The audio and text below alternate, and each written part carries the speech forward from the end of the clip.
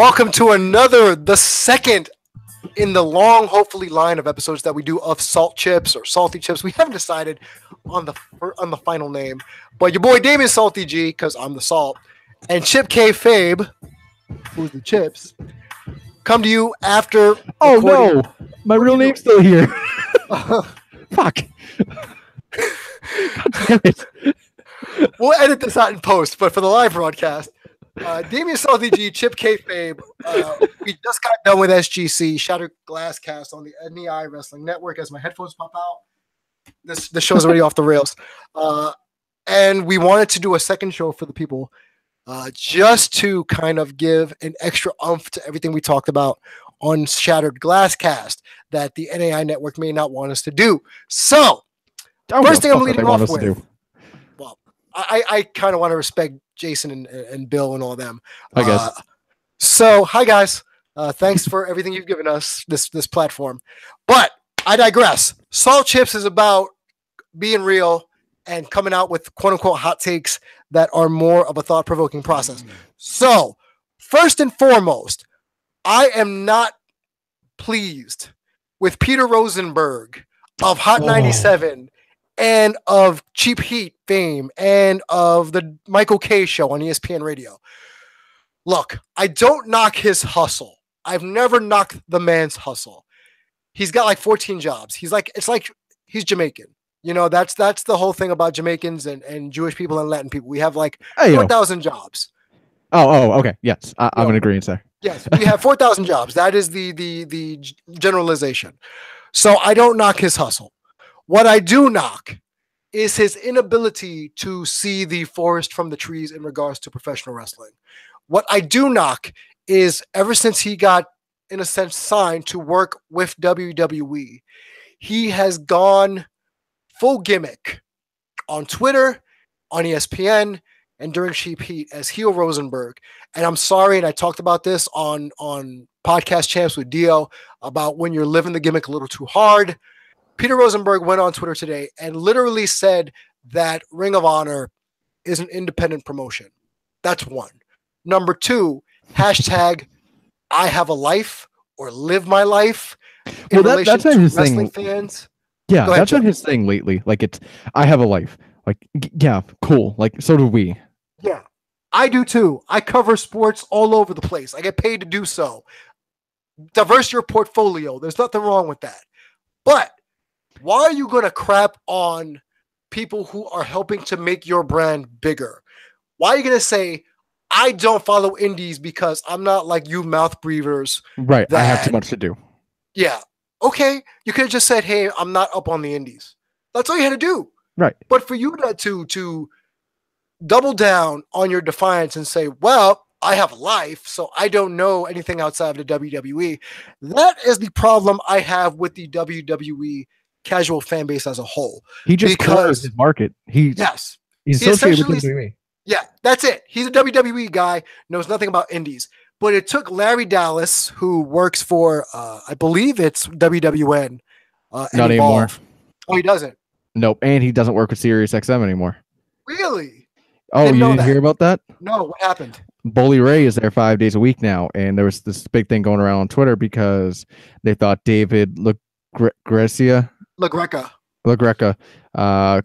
kicked him off for Bully Ray, and it turned into a whole shit show on a. Kicked who off for Bully Ray? Larry Dallas. Okay. Yeah. So it turned into a shitstorm on Twitter. You can probably still find it on there. Okay. But Larry Dallas came to the defense of Ring of Honor and wrestling fans a little bit and said, Ring of Honor employees or talent, they don't have to work independent dates to make a living. They make a living just by being signed to Ring of Honor. If they choose to go out and work in indie, they're doing it because they want to. It's not because they have to.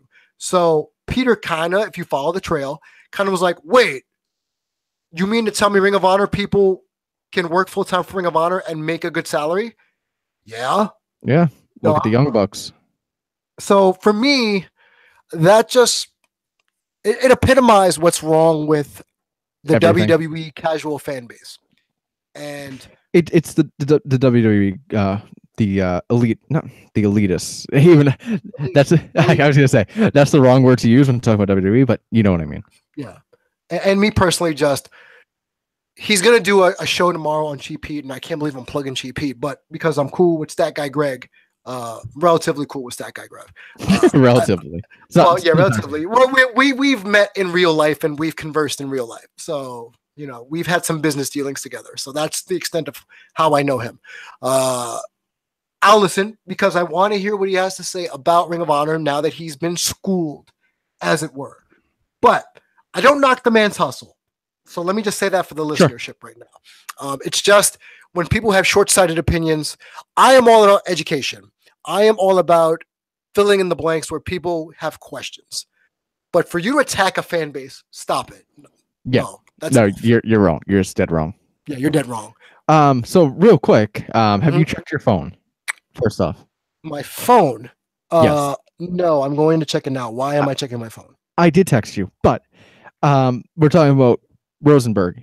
Weird thing is he had such a good interview with Daniel Bryan. It's like, all right, I'm getting behind you now. Then he goes and does this. It's like, are you trying to make me like Sam Roberts? I think Sam Roberts is a drizzling shit. I think he has a terrible radio voice. I don't think he knows how to conduct an interview. Mm-hmm. You know what I mean? I've never been a Roberts guy. I respect the hustle. I will always respect a person's hustle, but I don't listen to a show. I don't really listen to a lot of wrestling podcasts. I've told you that. I do this for quasi living and because I like talking to you guys because, y'all my peoples.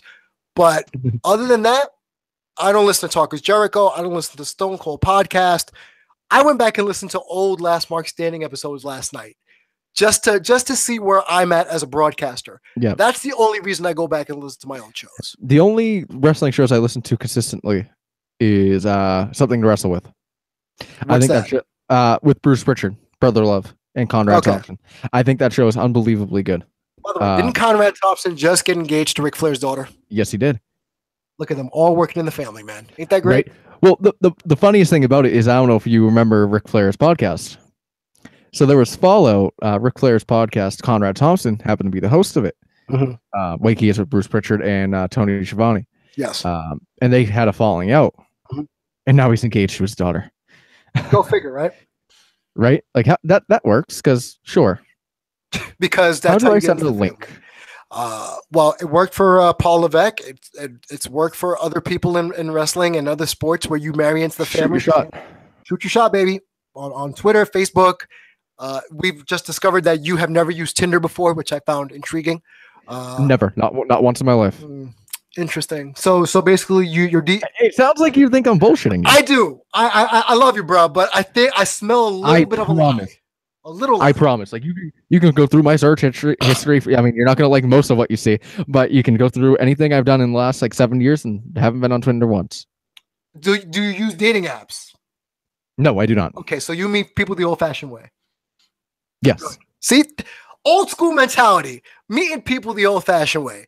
Bookstore, coffee shop, school, work, in a respectful manner. Coffee shop is the way to go. Because it's coffee. Like no one's drunk; they're just drinking coffee. Speaking of coffee, I was watching this afternoon before I fell asleep. Comedians in cars getting coffee. That's a terrible show. Is that what James Corden or whatever his name is? No, that's not Jerry Seinfeld. Okay. How do I send a link if somebody wants to join us on air? Send it to him. The link I gave you in YouTube. That's right. That's right. You mean on Twitter, right? Yeah.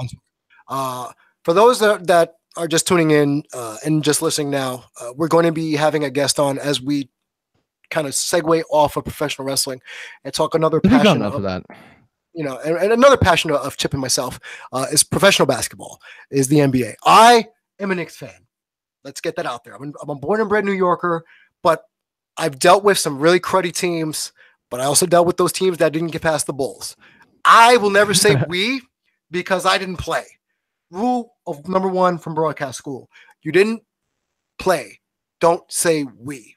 So I like talking sports. I like talking basketball. So we're going to have someone come on that's going to talk about a little bit of a soap opera, kind of like a wrestling soap opera happening right now with the Boston Celtics regarding Isaiah Thomas, formerly of the Celtics and now of the Cleveland Cavaliers, and Paul Pierce, He getting his number retired by the Boston Celtics, former NBA champion, also played for the Wizards, Nets, and Clippers.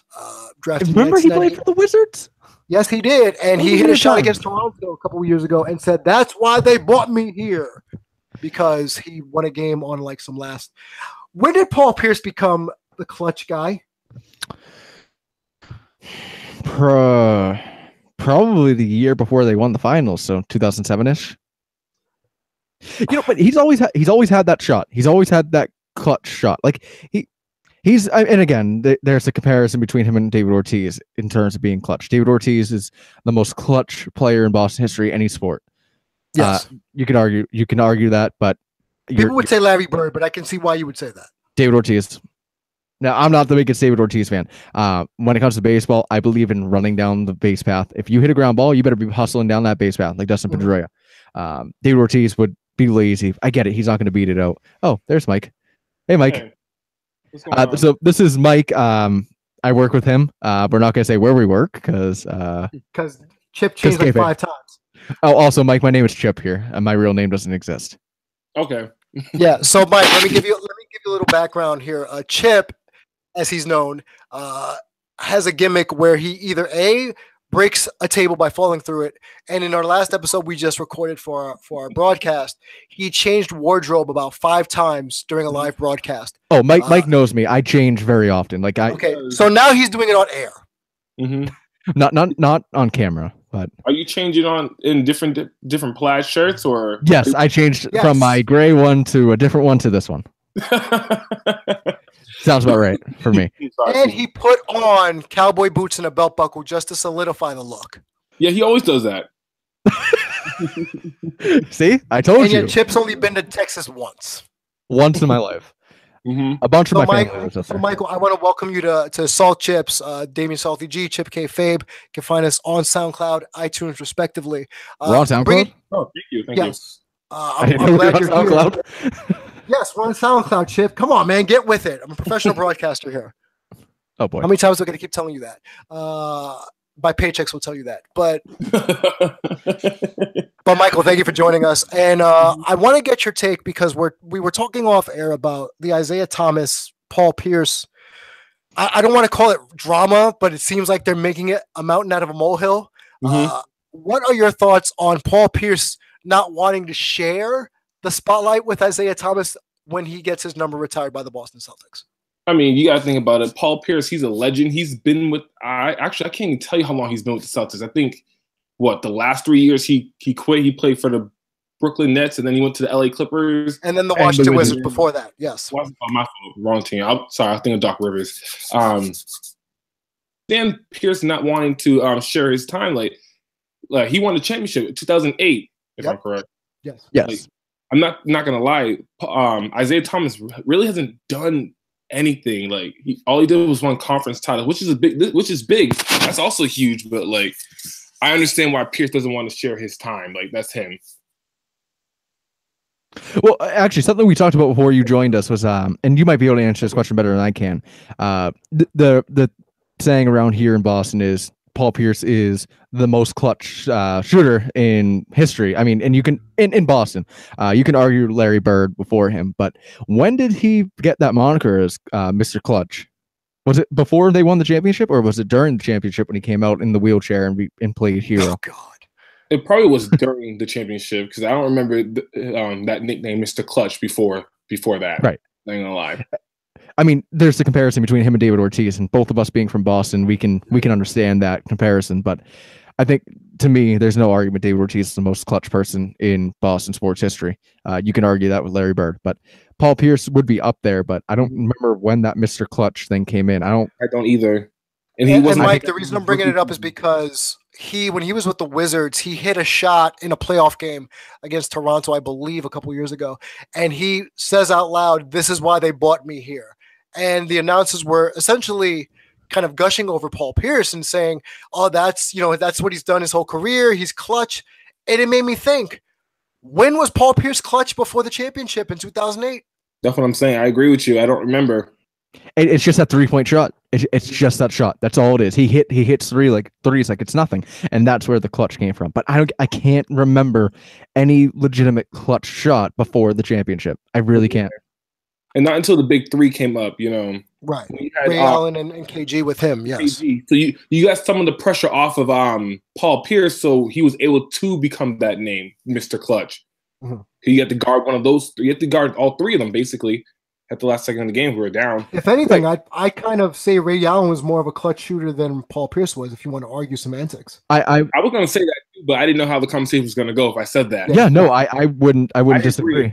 I'd rather put the ball if we're going from the 2008 team, I would rather put the ball in Ray Allen's hand than Paul Pierce at the end of the game.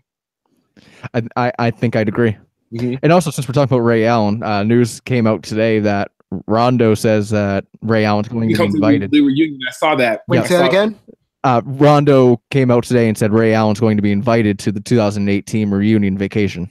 Mm-hmm. Because you know how they've been feuding. Yeah, I know they've been feuding on and off for years. I love that we're saying feuding because wrestling, because that's what we do. So here's my thing. Okay, Rajon Rondo, and I say this with the utmost respect as a basketball aficionado. He is one of the best pure point guards I've seen in a while. Him and Chris Paul, put them side by side. They are really good offensive-minded pure point guards in the old school fashion. Sure. What Rajon Rondo needs to stop doing is acting like he was more important to the 2008 Celtics than he really was. Exactly. He wasn't anywhere near as important. And for a little context for listeners, I'm a Knicks fan, and I can be objective about the Boston Celtics and not be like, oh, screw that, da da da da. The big three, when they put them together, I said, you know what? We haven't seen this since the old school Celtics when they had Bird, McHale, and Parrish. Mm-hmm. I like this.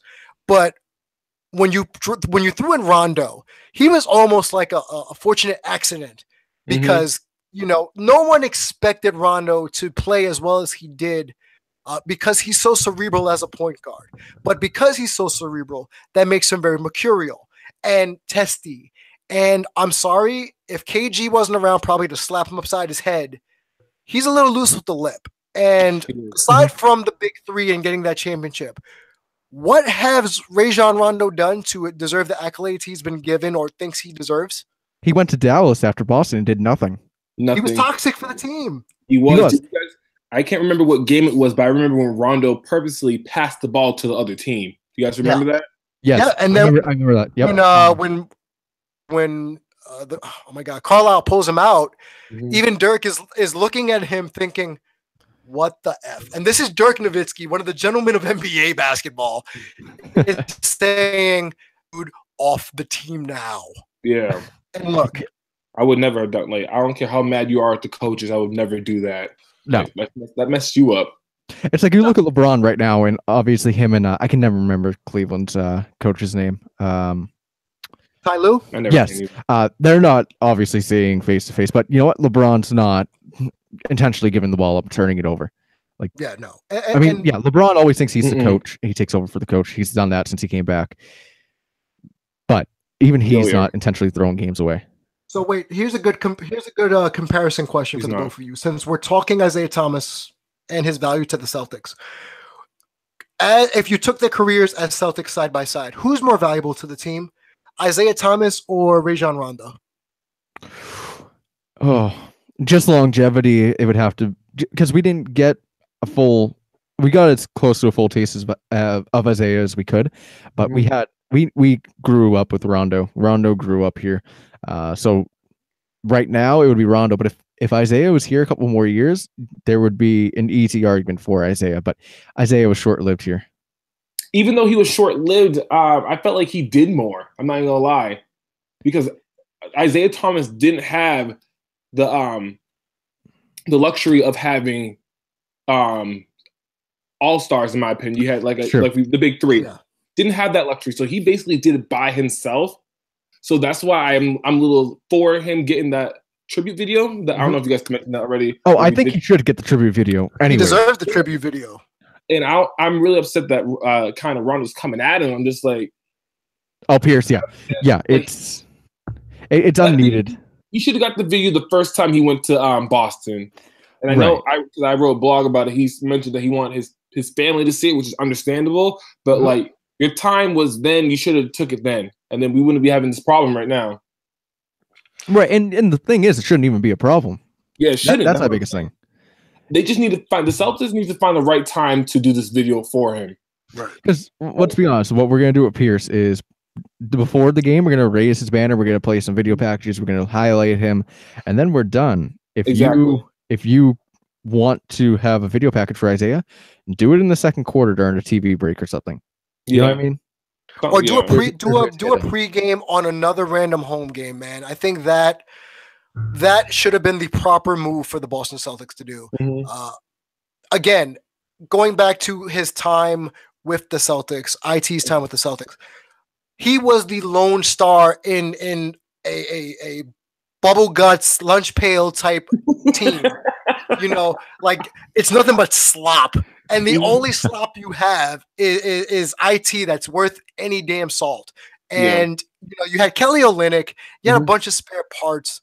You did. You know, Marcus Smart, who still couldn't hit a 3-pointer if his life depended on it. Can defend like nobody's business. But me personally, just IT in the 3.5 years he was there? Yeah, 3.5. Well, 2.5. I think it was 2.5 after the trade from Sacramento. Yeah. Yep. He deserves his little moment. Do I think it needs to come at the expense of Pierce? No. Do I think Paul Pierce needs to stop being a baby about it? Yes. Because he's being really petty on ESPN media today. You know, kind of whining on the jump and talking to other people like, hey, you know, telling KG, hey, I talked to KG. He doesn't think it's right either. Why are you bringing KG into this conversation? Right, and KG can't even defend himself because he's with Fox, isn't he? Yes. No, No, he's not with Fox? KG? No. Yeah. From a station. Who's he with? Wait, say it again. I couldn't hear you, Chip. Who is KG with? He's on. I didn't even know he was on TV. Yeah, it's called 21 Core. Randomly though. Oh, isn't it TNT? Yes, TNT. That's right. He has his own studio and stuff like that. Yeah, it's TNT. You're right, Damien. Okay, Mike. Before we let you go, what blog can people find you at? Oh snap! I don't even. Take a couple of seconds to look it up, and I'll keep talking to you. Yeah, I'm trying to think of the name's long. I'm like in the process of trying to change that name. See, this is why me and Mike get along. We don't know things off the top of our heads. So, Chip, if you are the Celtics, where do you move the celebration to? The IT celebration. You do it the same day as Pierce, and you're okay with that? I'm okay with it. Paul Pierce is one of my favorite Celtics behind KG, but even I'm okay with that. Like, it's two separate things. Like, don't worry. Like, not everything like. What are we gonna go to all TV timeout showing highlights of you, Pierce? Like, come on.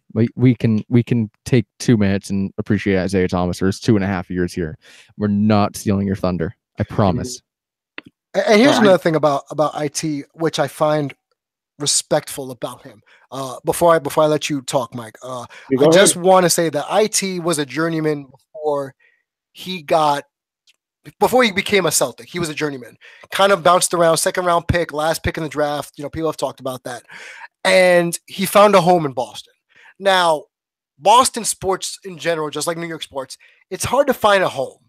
So when people, kind of embrace you and in the sports lexicon and just keep you as one of their own, I find that very commendable. So Boston fans get a big salute from me just to say, you know what, for taking a guy that was there for 2.5 years, and of course he has this everyman persona because he's a hustler, he's a grinder. Sure. You know, he's 5'9" and can still average 25 points a game, like Nate Archibald back in the day. And shoots like nobody's business. Right. Like he just drains them, man. So I just want to say, Boston, do yourself a favor. If you want to avoid all the drama, you should have just separated, like Mike said, you should have just separated it, had IT have his own day. You're not retiring his number, so you don't need to make it a big hullabaloo out of it.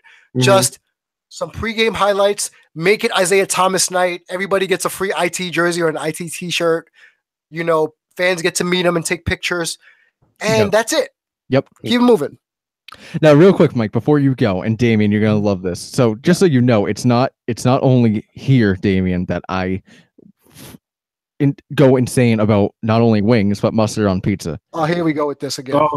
So One Tuesday night at work, Mike, myself, and like 7 other employees stopped all customers coming in the door and asked them about pineapple on pizza. Horrible. So, Damien, I need to get your perspective on this. Pineapple on pizza. Pineapple on pizza. If you're feeling Hawaiian, because that's the name of the slice or the style, that's fine. I'm not doing it because I don't like to combine my salts and my sweets like that. But thank you. It's not as nasty as mustard on pizza, Chip. I told you that. Bro, come on. Like, Mike, you know Sasha. I wouldn't do either. You know Sasha, Mike, right? From work? The trainer.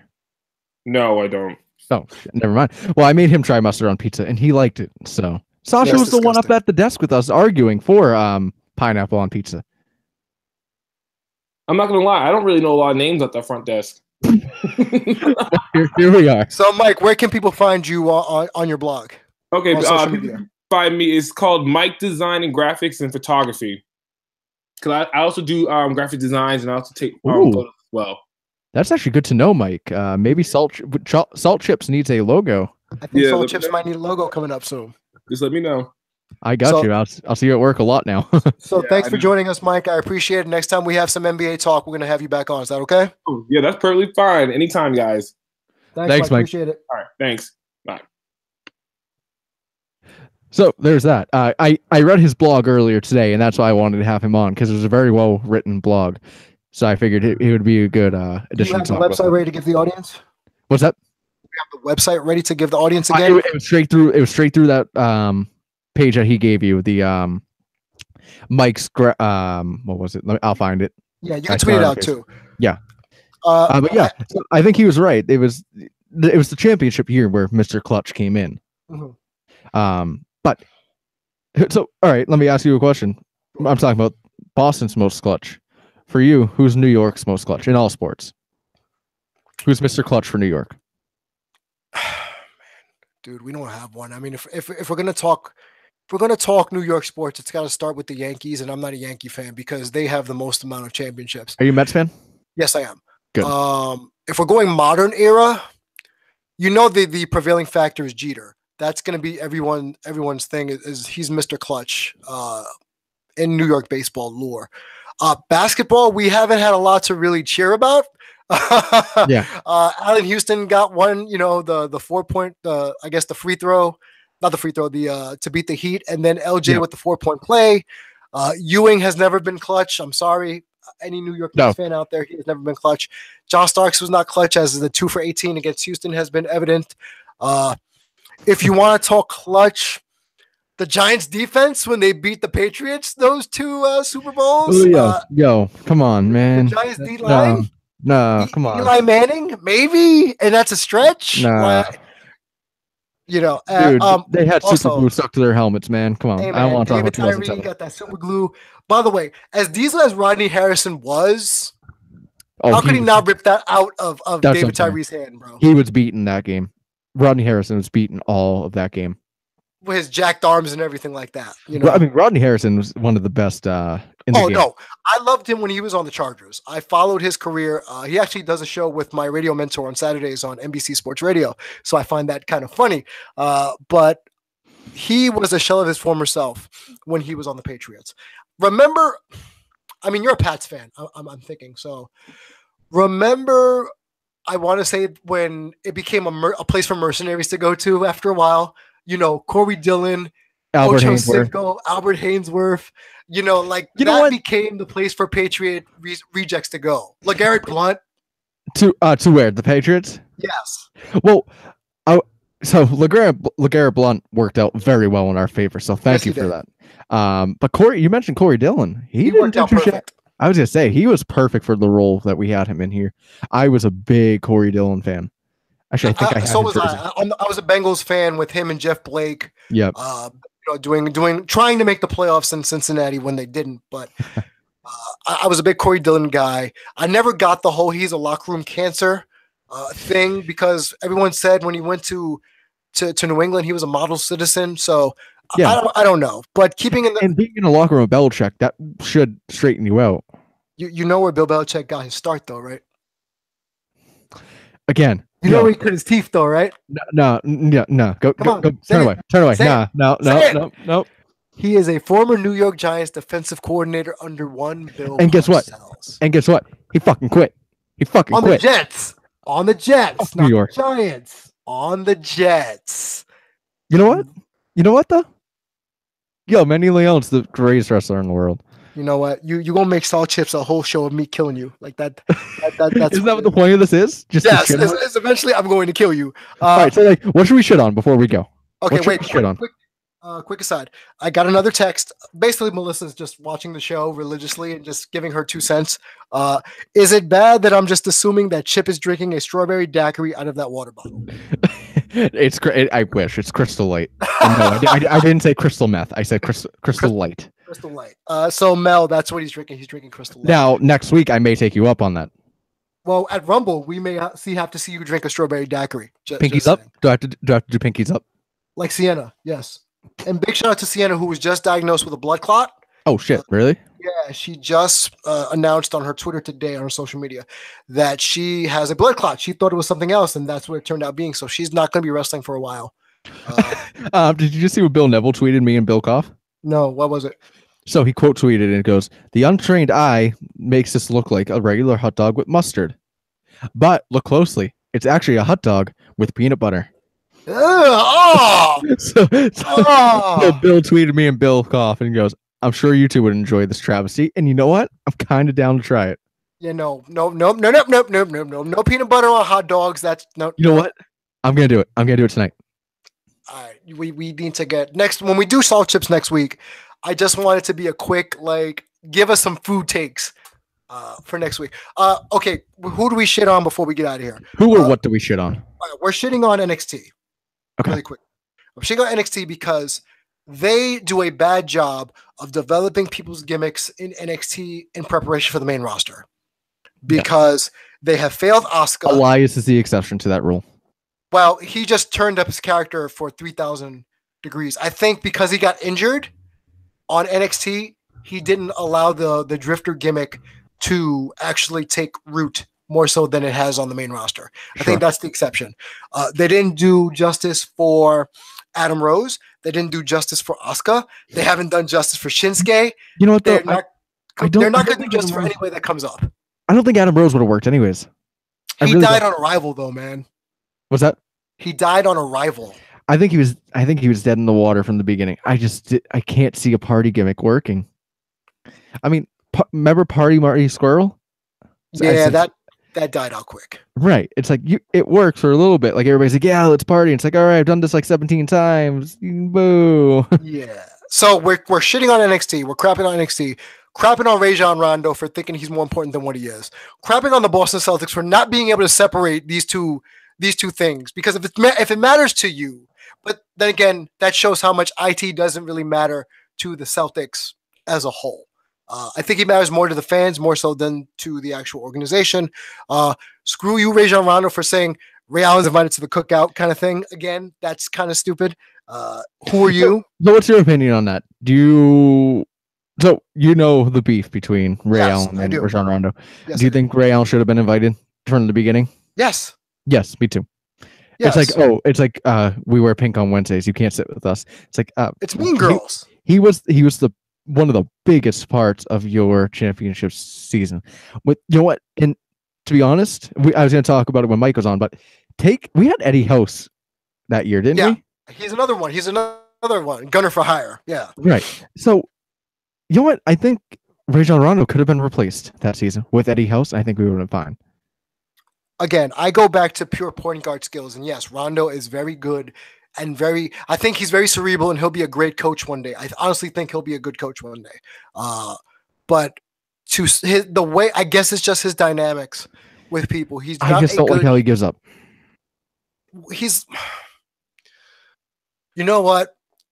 I don't want to say it's the petulant child dynamic, but it seems that way. It seems that he's become a petulant child. And I'm sorry, you can't keep running off your Boston Celtics glory forever.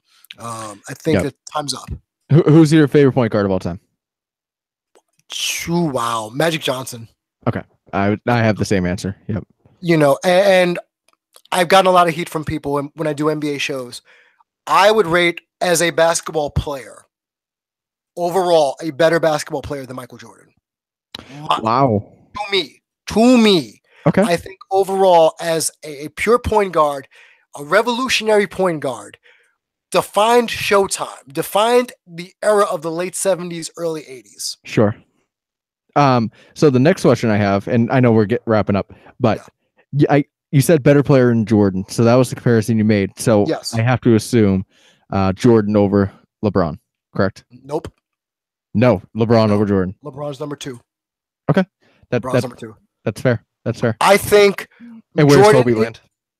Kobe lands in the top 5. If we want to just go, 5.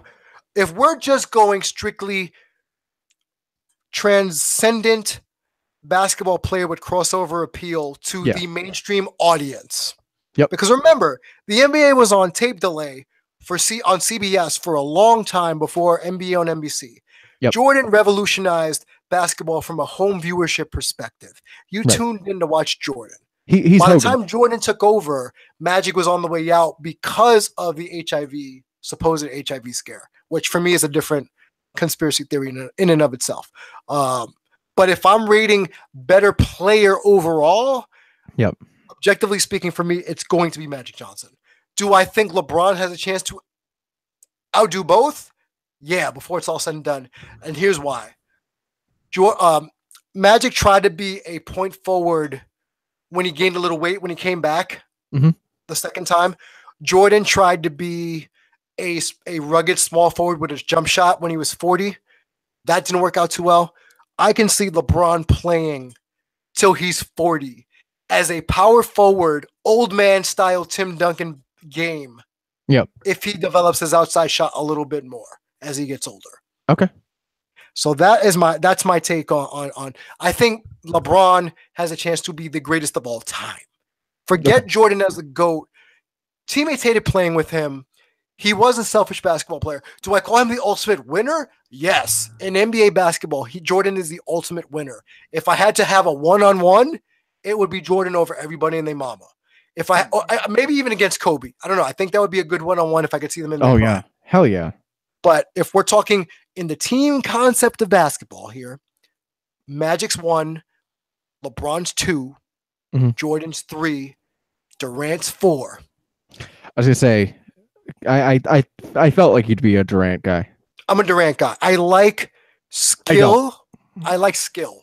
And Durant exhibits a lot more skill than people give him credit for. I think Durant is a great player, but I have no respect for him. Oh, I'm not talking about respect. I'm just talking about as a basketball player. Yep. No, I think he's one of the best in the world. I just have no respect for what he did. But you know what?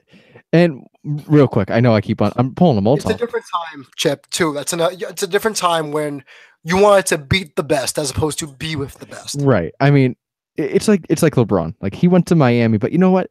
You didn't know what that team could do together. You didn't know what that big three could do together. Right. When Kevin Durant went to Golden State, you knew without him what that team could do. Now add him to it, you know you're going to be that much more dominant. So that's what bothers me about that. And that's why I don't hold any grudge against LeBron for going to Miami in 2010. Because it's like you didn't know. You didn't know what Wade was going to have. You didn't know what Bosch was going to have. You didn't know what kind of chemistry they'd have. Obviously, Foot and Mel, they were fine. But you knew what you were going to get with Durant and Golden State. And it's just, I like competition. That's why I love baseball. There's always competition. There's always the unknown, like the Cubs winning in 2016. Like the Astros winning this year. Like, you wouldn't expect that 5 years ago. No, because the Astros were mired in last place for God knows how long. And for years. And now it's almost like their version of trust the process, with Philly. Right now, the Sixers are supposedly the darlings of the Eastern Conference because they're young, athletic. They're Warriors light, even though none of them can hit an outside shot. Right. None of them can hit an outside shot except JJ Redick. That's the only one on the Sixers that can hit a three-pointer. And he's not even the most clutch three-point shooter I've ever seen. So trust the process has worked for Philly. It worked for Houston because they have the baseball rules are different. The arbitration rules means you can keep people for 7 years on your squad before they hit free agency. NBA only has 4. 4, and then you can offer a mixed contract if you really want, or you can match a contract at 5. But other than that, baseball has you for 7 years, man. Yep. I mean, you see a lot of big contracts in baseball, 10-year deals. Like Clayton Kershaw was 10 years, 213. Oh, don't even talk. Are you talking about his Angels contract? Yeah, his Angels contract. Yep. When he signed that contract, I remember I put it on Facebook, and I was young at the time. Well, not young, but I was I was younger, and I just said, "This is gonna bite you in the ass, LA. This is gonna bite you in the ass." And he is the worst player in baseball right now.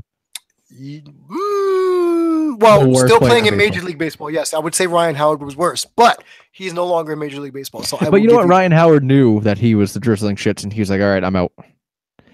Pujols, it's just he can't even run, man. By the way, can we just briefly talk about the fact that Boston just offered JD Martinez 5 years, $100 million? I talked to somebody at work about that today. It's on the what worst. planet is JD Martinez worth $100 million? JD Martinez isn't worth giving a contract. If we're talking Red Sox, I don't care what anybody else gives him. Give him your fucking money. I don't give a shit. But for Boston, you want to give him $105 million? Why don't you go out and why don't you improve your bullpen? Why don't you get one more starter to have behind Sale? Because you know what, Rick Porcello, he had that magical season. He's gonna be poo poo. Yep. He'll be your number 4 starter, and he'll be fine at that. Stephen Wright's your number 5 starter. You're in shit luck if Stephen Wright's your number 5 starter. Where does David Price sit with all this? He's number 2. He'll bounce back. You think so? As long as he's healthy, I think he'll bounce back. We need number 3 or 4 starter. You know what? I think Buchholz was. He's still there? Wow. No, he's gone. He's gone. Okay. He went to Philly. He's in Philly now. Okay, I was going to say, wow. Okay. But you know what? We need somebody that when Buchholz was in his prime, when he was doing well for us, we need another Buchholz. He was a number 3 or 4 starter. We need somebody that can fill that role, and we need a bullpen. Before we actually go, because I do have to get out of here, but I just want to tell you before I go. By the way, I'm looking at a GIF of Tony Storm right now. And don't tell me you actually say GIF.